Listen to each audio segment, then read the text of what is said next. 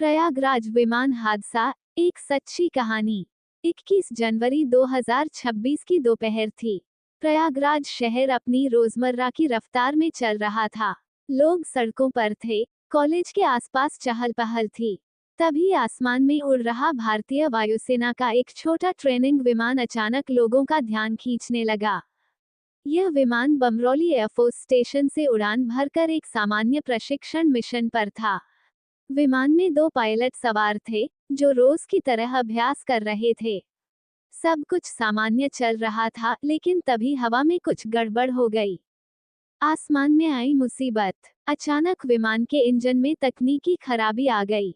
Engine की आवाज बदल गई, विमान संतुलन खोने लगा। पायलट समझ गए कि हालात गंभीर हैं।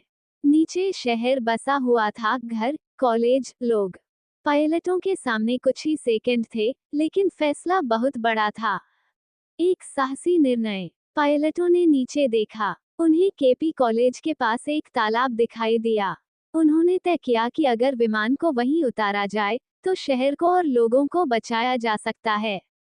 यह आसान नहीं था, लेकिन दोनों पायलटों ने हिम्मत और सूझबूझ दिखाते हुए विमान को नियंत्रित तरीके से तालाब की ओर मोड़ दिया। कुछ ही पलों में विमान सीधे तालाब के पानी में जा गिरा।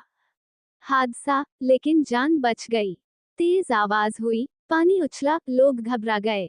लेकिन सबसे बड़ी राहत की बात ये थी कि विमान में आग नहीं लगी और दोनों पायलट जिंदा थे। इसी दौरान आसपास मौजूद स्थानीय लोग दौड़ पड़े। किसी ने सोचा नहीं, किसी ने देर नहीं की, लोग तालाब में कूद गए और पायलटों को बाहर निकालने लगे। इंसानियत की जीत। कुछ ही मिनटों में पुलिस, दमकल विभाग और रेस्क्यू टीमें भी मौके पर पहुंच गईं। पायलटों को सुरक्षित बाहर निकाला गया। उन्हें हल्की चोटें थीं, लेकिन दोनों पूरी तरह सुरक्षित थे। पूरा शहर राहत की सांस ले रहा था, क्योंकि अगर यह विमान किसी रिहायशी इलाके में गिरता, तो बहुत बड़ा हादसा हो सकता था। इसके बाद क्या हुआ? भारतीय वायुसेना ने तुरंत जांच, कोर्ट ऑफ इंक्वायरी के आदेश दिए, ताकि पता लगाया जा सके कि तकनीकी खराबी क्यों आई और भविष्य में ऐसा दोबारा ना हो। कहानी का सार। ये सिर्फ एक विमान दुर्घटना नहीं थी।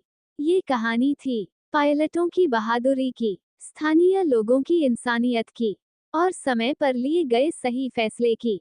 एक छोटा सा तालाब उस दिन कई जिंदगियों का रक्षक बन गया।